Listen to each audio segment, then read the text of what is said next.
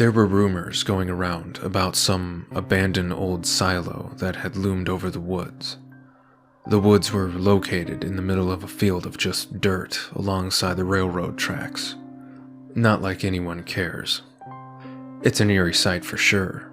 Just, sitting there, looming over the woods with rush trailing down the sides.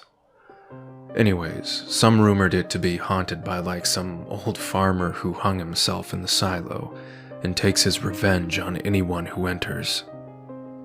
I say this rumor is complete bullshit, especially when the ones spreading it try to back up their claims with the story of some stupid kids who were curious and went in the silo, never to come back out. Others say that the silo is just a good hangout spot where people would never find them. I'm obviously more inclined to believe the latter. So with both positive and negative comments, my geek band of friends and I decided to check it out. We decided to enhance the creepiness by choosing to visit the silo on a gloomy and cloudy day. So the day came, and my friends, Pete, Meg, and Wes met at my house since it was alongside the railway. We walked along the railway, talking and laughing, having ourselves a good time. Until we saw it. The silo was, of course, just sitting there, looming tall over the trees. Curious, we walked toward it as our laughter, along with our talking, died down. The closer we got to it, the colder it felt, as if there was some sort of cold, dark aura radiating from it, sending shivers down our spines. Hell, Wes even let out a small little yelp. We paced around the circumference of the silo looking for an entrance of some sort. We ended up finding a ladder leading up into the silo. The rungs of the ladder were also handles to open hatches all along the side of the structure. All were locked, except for one.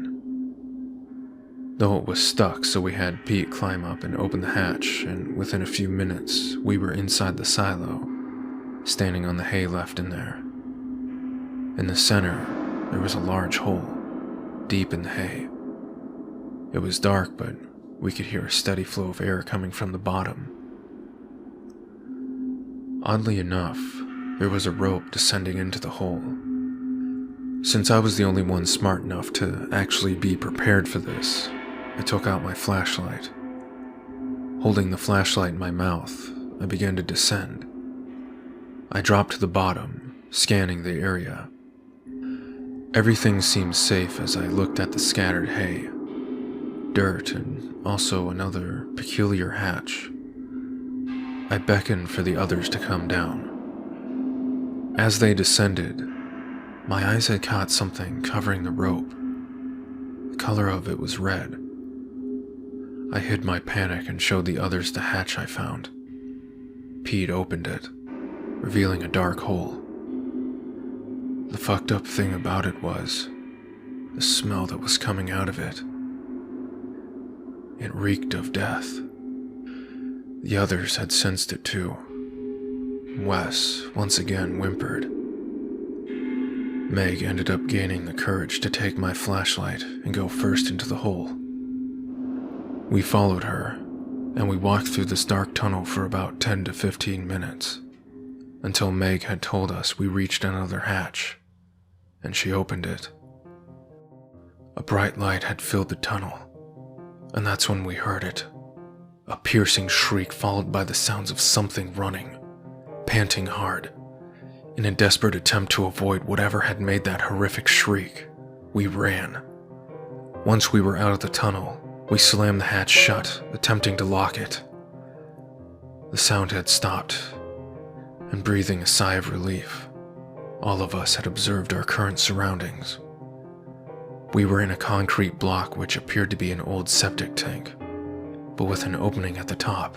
And through that opening, we could see the forest above. We began to climb out, and then it happened. Again, we heard that damn sound again.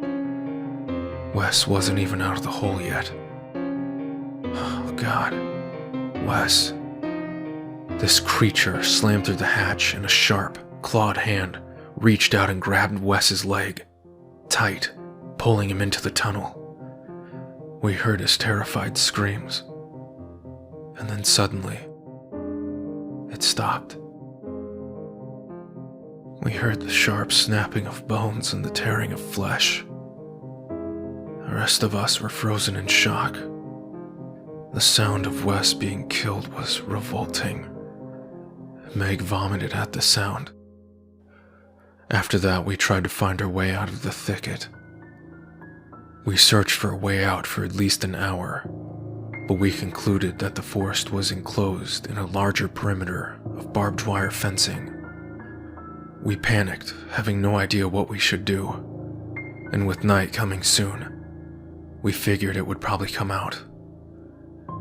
In a desperate panic, Meg climbed into a tree, hoping the thing wouldn't find her. Pete found a small hole in the ground to hide in.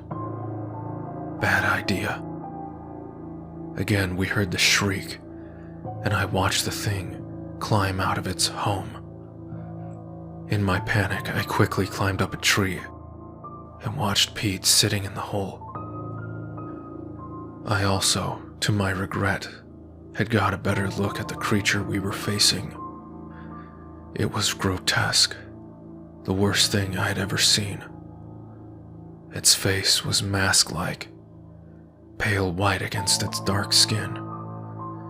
The face seemed to only have 2 dark holes for eyes, and a large smile stretched across the face.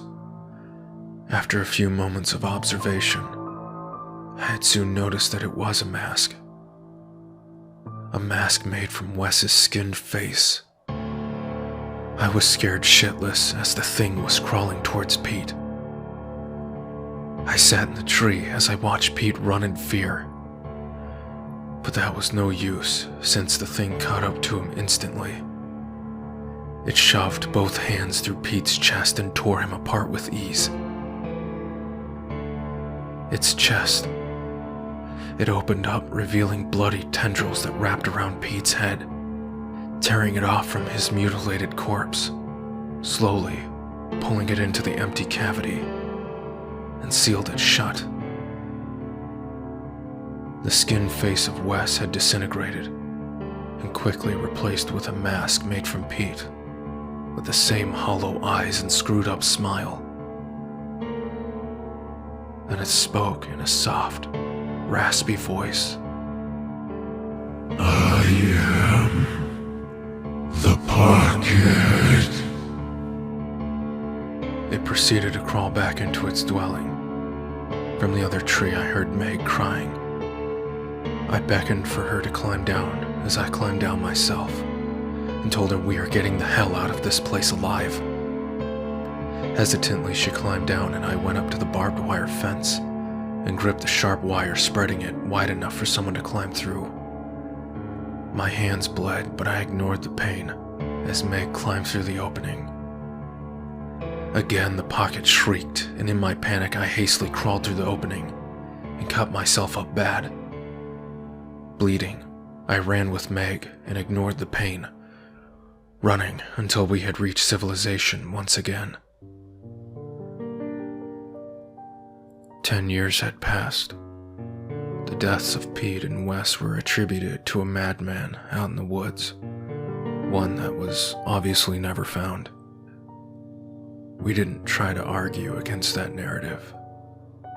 In fact, we made it up, since we knew no one would take the real story seriously. Meg and I were happily married several years after this event. I say were for a reason. The same reason why I'm telling you this story today. Meg is dead. She died. Horrible, horrible death. The police were called to a scene after a couple going for a walk through the woods found her mutilated, headless corpse laying at the edge of the woods. And when I say the word edge, that means that it is far from the barbed wire fence. This can only mean that the pocket is free from its prison. It's free, and it's coming straight for me. I know this. I know it is. Right now, I'm looking at her marriage picture, trying to calm myself down with the happy memories. But it isn't helping. Because in the reflection of the glass, I saw a face slowly coming toward me. Meg's face. Only it was eyeless, and had that damn, terrifying smile.